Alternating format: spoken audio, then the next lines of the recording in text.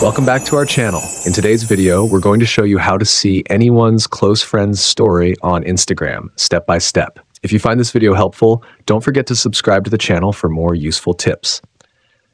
Step 1. First, open the Instagram app on your phone.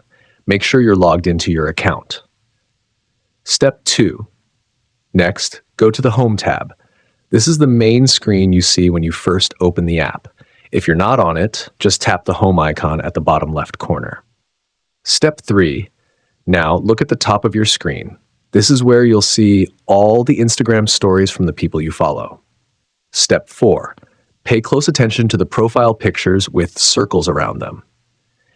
If you see a story with a green circle and a white star, that means the person has added you to their close friends list. And that's it. If you see the green circle, you're in their close friends and you can view their exclusive stories. Thanks for watching and see you in the next video.